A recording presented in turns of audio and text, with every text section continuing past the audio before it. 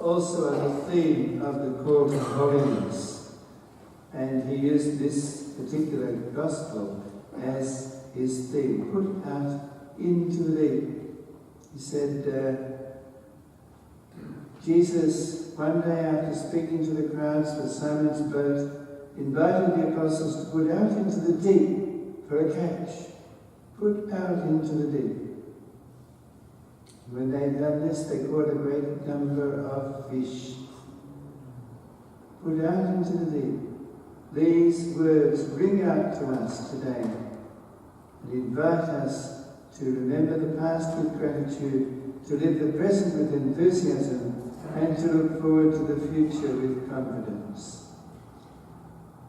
It was the power of Jesus that made these fishermen, who had been all night fishing, unable to get anything, and yet at a word from Jesus, they had a huge catch of fish. But what was even more remarkable was that he then said, "Come and follow me." And they left everything. They'd been fishing for generations. It was the only thing they knew. They left everything and they followed him. So the powerful impact of meeting Jesus. And the purpose of this mission really is that to have all of us that deep encounter with him, that will also transform our lives. Now this mission is coming to an end, but it's leading up to a time of intense prayer, 40 hours of adoration. It will begin tomorrow evening at 6 and finish after the second Mass on Sunday. 40 hours that Jesus will be exposed in the Blessed Sacrament. Some of you already do the Friday night, so it will now be including also Saturday and Saturday night. Because if we are able to spend that time with Jesus, it transforms us. There are so many testimonies that people have given of the power of adoration. I've got a few just for you here to let you think of some of the things that happen when people spend time in adoration.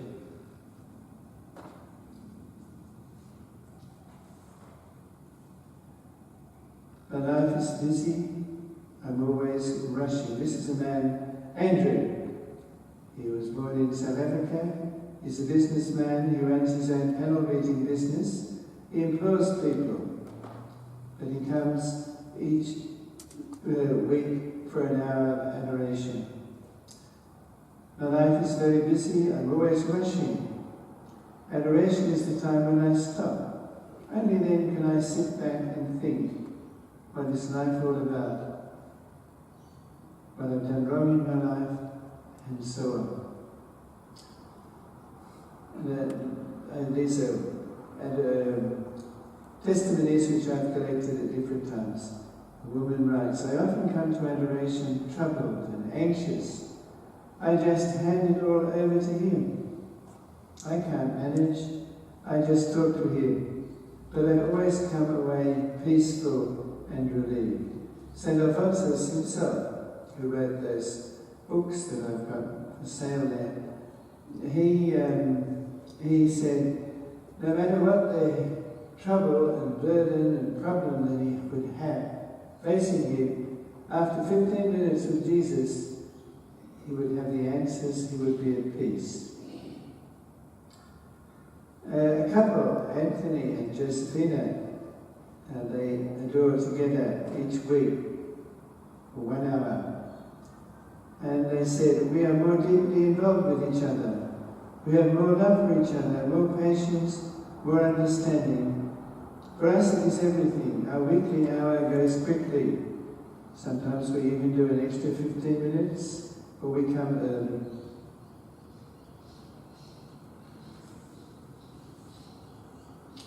Another person, I was quite skeptical of adoration at first, because I always ask people, come and do an hour of adoration. I encourage people to do an hour of adoration every week. I was quite sceptical of adoration at first, but I thought I'd give it a go.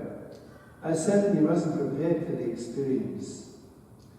I assumed the hour would drag by. I thought I'd be bored, and I decided if I didn't cope, I'd just give up. But after 7 months, it's now the highlight of my week. It centers me, it humbles me, and best of all, my relationship with Jesus has strengthened me to be able to forgive and accept people.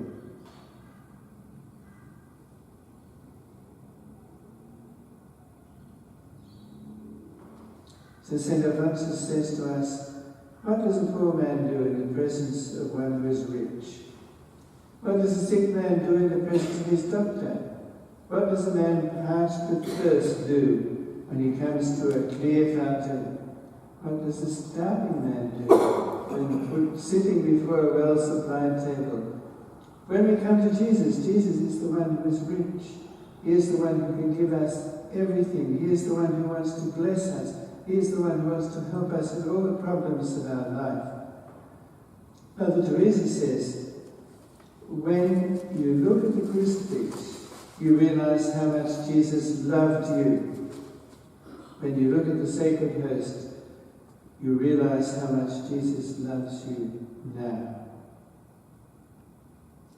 Pope Francis said these words, I think I say this humbly, that maybe we Christians have lost a little of the sense of adoration.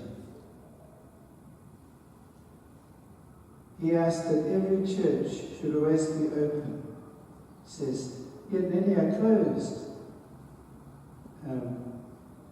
At least in this church you are open all day on Wednesday. I must encourage Father Sami to open it all the time. But Francis says every church should be open. They had a survey in England, and they found that where churches were open, there were less break-ins than in churches that were always closed. Because if a church is always closed, people know nobody's around. And so it's easy to break in and to do damage to the church. So it's something that Pope Francis has asked, and he's said it more than once. Every church should always be open because Jesus should always be available. Of course, it's better still if it's perpetual adoration, because even at night the church is open then. One case in Perth, a woman who was driving off to commit suicide, saw the light of the church, came in, and before Jesus, he changed her. So the blessings, I'll talk more about it tomorrow night. This is just like a little appetizer. Tomorrow night, from now on, we'll be focusing on the Eucharist. Tonight we'll be talking about the Mass. The Mass is the central theme of our Christian faith. And then tomorrow it will be about adoration and the values and wonderful experiences I've had, especially going to Indonesia for 12 years, spending a couple of months every year in Indonesia, just promoting perpetual adoration. In Indonesia, the people it's a very religious country. It's the complete opposite of Australia, which is very secular. The people are deeply religious. When I give a retreat in Indonesia, I have 1,000 people, 1,500, 5,000 people come. And we set up everywhere perpetual adoration. So there's more than 40 chapels now of perpetual adoration. And miracles are happening all the time there. Miracles not only for the Catholics, but for the Muslims who come and adore Jesus and receive healing and blessings.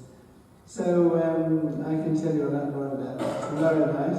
So bring people along to hear about the wonders of adoration. And remember that we start the 40 hours, 6 p.m. on tomorrow night, going through to the 10 o'clock Mass, to the end of Mass at 10 o'clock on Sunday morning.